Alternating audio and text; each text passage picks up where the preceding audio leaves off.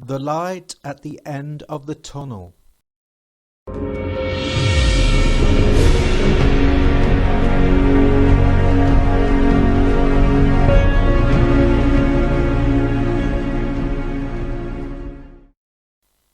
Our future as a collective is ultimately determined by the thoughts and emotions of those who live today. If steered and indoctrinated by malevolent powers, our future could become very dark and limited. Approximately 30% of the Earth's population not only abide by the rules imposed upon them, but also feel it necessary to impose those rules on those around them. Around 40% of the Earth's population will just go along to get along. However, if this group becomes aware that they are being mistreated or taken for fools, they can easily turn and oppose their captors. The remaining 30% of society, those with the ability to think critically, suspicious of authority and its objectives, frequently oppose changes imposed upon them, especially if those changes challenge their civil liberties and way of life. This is the group which throughout history has rescued society from previous forms of tyranny, and it is usually up to them to persuade the second group to come over to their side. If the human race, on the whole, were so docile, dumbed down and domesticated to a point where they could no longer think outside the box, it would be an easy task for those in control to enslave them. An impartial and neutral society would also find it difficult to override any planetary cosmic influences which would be offered during any future time period. A strong-willed and strong cohesed society can overrule not only cosmic offerings, but also any sinister objectives imposed on them by malevolent forces.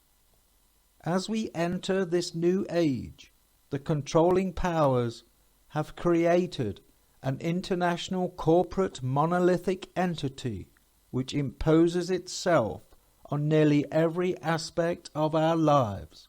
It is almost impossible to conduct one's day-to-day affairs without some form of interference from one or many subsidiaries of this corporate monolithic entity, trying to coerce the many into unnecessary and unlawful corporate entanglements, locking us into a world of legalized enslaving entanglements.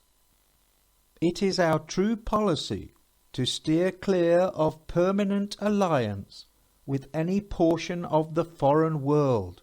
George Washington.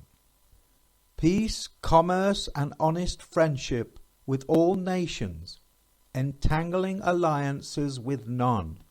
Thomas Jefferson.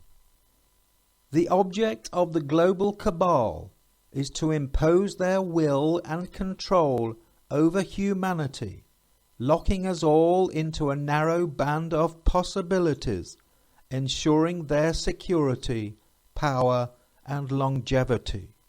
The greatest threat to this cabal is for humanity to realize they have a natural spiritual tether to creator consciousness, an all-bestowing power of unlimited potential, and for any cabal to ensure its future survival must eliminate and detach those it is trying to control from this divine potential.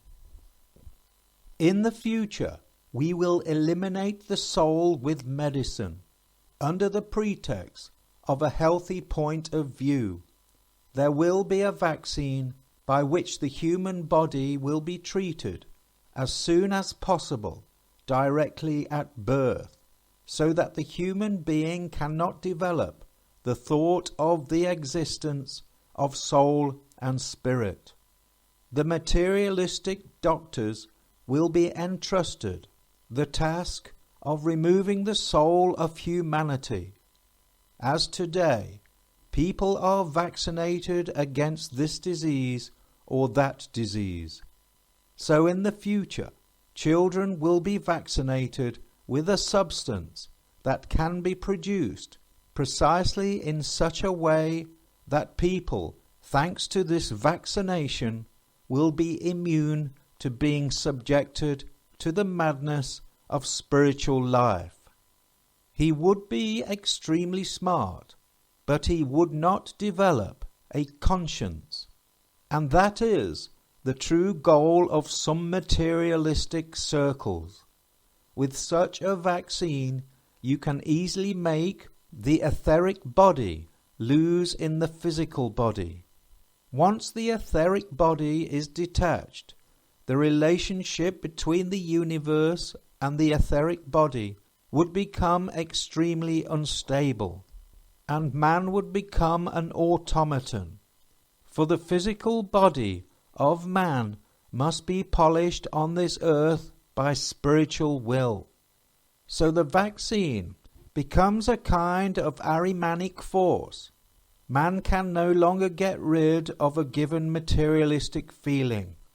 He becomes materialistic of constitution and can no longer rise to the spiritual. Rudolf Steiner. There is light at the end of this difficult period. This is a world war, affecting every town, city, and nation. In our astrological clock, we find Taurus, ruled by Venus, following on from the martial disruptive phase of Aries. Venus is the planet of love, liking, and the pleasures we get from life. It is a fixed earth sign associated with stability.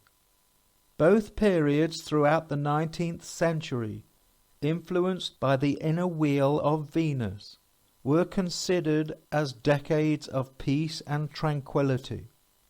1847 to 1862, Venus in Taurus. This was a period of greater stability, like the bull in his field, a time of prosperity, optimism and stable achievements. Although the troubles of the 30s and 40s were not entirely over, most people were looking forward to the future and moving on. Great achievements had been made in science and technology. Many Victorians looked towards science as the answer to many of their problems. To celebrate these achievements, the Great Exhibition of 1851 in the Crystal Palace, built in London, was organized as an excuse to show off the empire's cutting-edge achievements. Reflecting back on this period, many saw it as one of the best times within the Victorian age.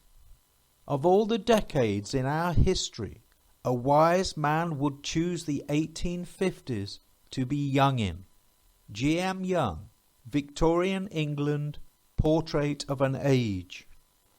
1922 to 1937, Venus in Libra, the interwar years, another period of calm, stability, and reflection. After the Treaty of Versailles, this new balance of power takes effect, positioning Germany for the next round. The controlling powers, devoid of spiritual concepts, have only their computer models and think tanks to predict human behavior based on the material realm and lineal time for their future contingency plans. However, the spiritual realm works throughout all dimensions, without the constraints associated with time and space. They cannot predict how spirit works, as God works in mysterious ways.